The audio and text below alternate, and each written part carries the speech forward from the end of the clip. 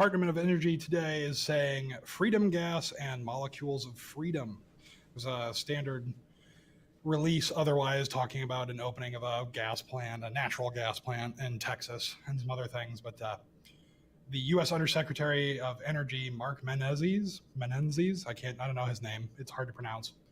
Increasing export capacity from the Freeport LNG project is critical to spreading freedom gas throughout the world. And then the Assistant Secretary for Fossil Energy, Steven Weinberg, also called it molecules of U.S. freedom. So now the actual authentic Department of Energy has stooped to saying things like freedom gas. And I think it's going to go the way of freedom fries, if anyone remembers that, the short-lived cafeteria, renaming them to freedom fries in the White House. I just, what's next?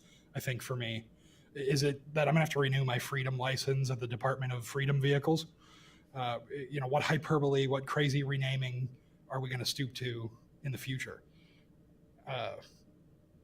It's hard for me to pin down exactly what it is that I don't like about this, but I think it highlights part of the issue that I have with the Trump campaign or the Trump administration overall, and that they're just all fucking buffoons.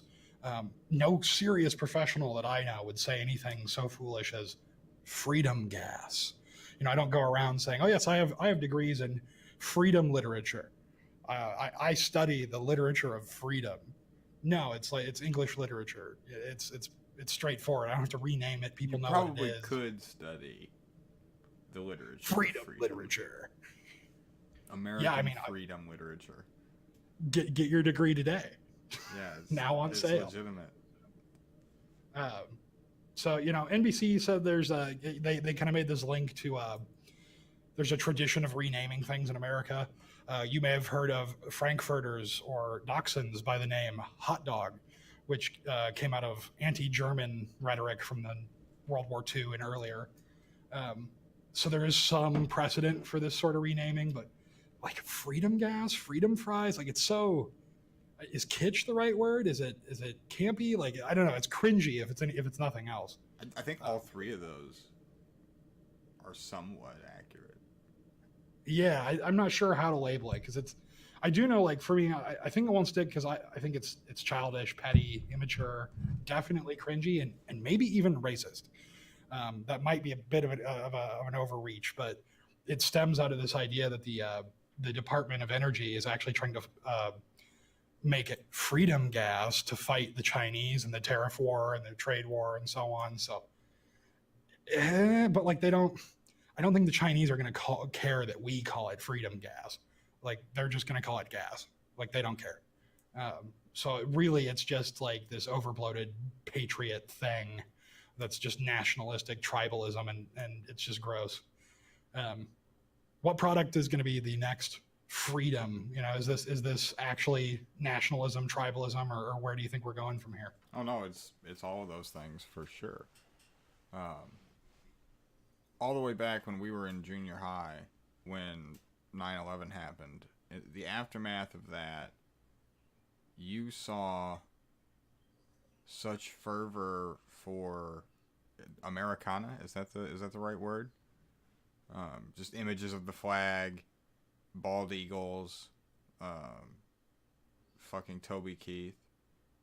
All kinds of stickers that said, or else the terrorists win. Yeah, all of that. And Carlin ripped on this better than we ever will. But it's not just that we rename shit. Because on the face of it, it's mostly stupid. And in this case, I mean, freedom gas is pretty funny. I can imagine somebody somewhere talking to their friend and going, "Oh, are you still heating with coal?" No, I switched over to the freedom gas. I can totally see it, and I'm into it. I mean, you trying to say it as a normal conversation, like I just crack up. Like if somebody tried to use that honestly face to face with me, like I would just laugh. I mean, haven't you considered switching to freedom gas? I was thinking about the veterans the other day, and I just thought, oh hell, boy, I better just switch on over to the freedom gas. Considered, my whole house is run on molecules of freedom. Molecules of freedom. So yeah, this is farcical. It's absurd. And I think importantly, I think the rest of the world sees when we do these things, and I mean, surely, in Europe they're rolling their eyes and going, "Oh, the dumb Americans are at it again." Like no one actually cares. You're just being dumb. I'm sure some of that happens. I mean, nationalism is a problem there too. Unfortunately, the rise of right-wing authoritarian nationalism, etc., etc. That seems like it's a global phenomenon.